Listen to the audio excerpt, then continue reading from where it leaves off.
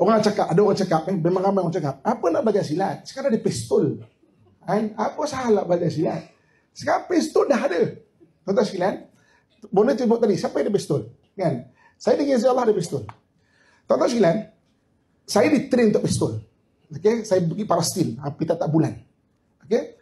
Tuan-tuan sekalian, musuh dalam 6 meter datang kat kita dalam 3 saat ataupun bawah 3 saat. Sehebat mana orang ditrain untuk withdraw pistol, untuk 3 saat, hanya orang well train aja boleh. Kalau orang ada pistol pun, musuh dengan parang dalam tempoh 6 meter untuk datang ke kita, bawah 3 saat. Kita nak draw, tak boleh 3 saat. Kecuali betul-betul well train lah. Tak sempat nak tarik pun, tak sempat. Kalau saya berkejubah ni, nak berkejubah cuma besar. Tak sempat, tuan-tuan. Kan? Sebab itu silat penting. Kalau tidak, kenapa dalam Malaysia ada 4 komando? Komando tentera darat, komando tentera laut, Pascal, komando tentera udara, Pascal, dan komando polis, iaitu VET-69. Kenapa VET-69? Kenapa komando tentera darat? Kenapa komando tentera laut dan komando tentera udara belajar silat? Seni pertahanan diri. Pascal silat. Pada seni pertahanan diri, kenapa? Dia orang berkasih pistol, bom, semua benda dia ada, meriam, semua benda dia ada. Kenapa dia belajar silat? Sebab ada benda-benda senjata api tak boleh nak tackle. Orang tiba-tiba datang daripada belakang. Memang takkan boleh. Sehebat mana kita. Okay? Sebab itu tuan-tuan sekalian, kenapa belajar silat? Orang cakap, tak ada pistol. Saya ada pistol dengan Allah SWT. Saya bukan nak cerita. Jangan saya cerita sini. Tapi sebab bonda dia cerita macam itu, saya jadi geram. Sebab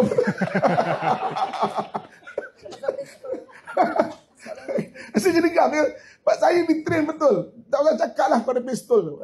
Maknanya, kalau ada nak withdraw macam tu, tak sempat. 3 saat tak sempat. Sebab itu, pada saya, belajarlah silat. Ya, kita tak tahu bila nak guna.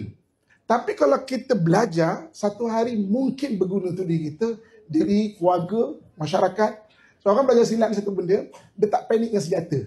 Senjata tu tak panik. Sebab dia dah biasa dengan orang datang tu tumbukkan. Orang datang, jadi dia tak panik dengan senjata.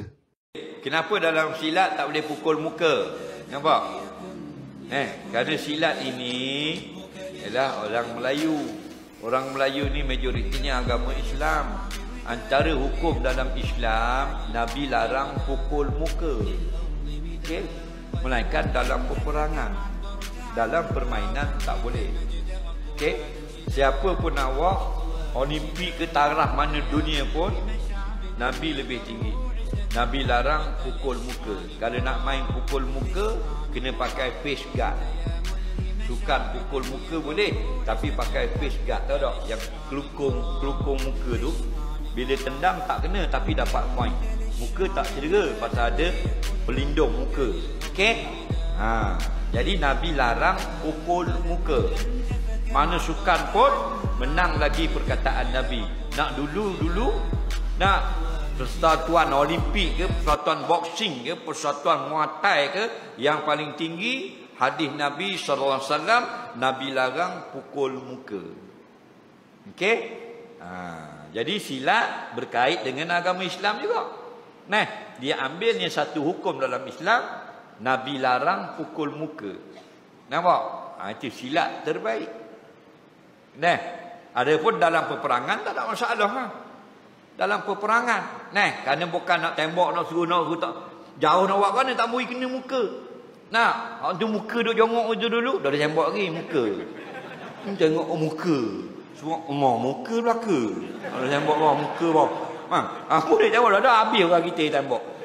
Boleh dalam peperangan, okey?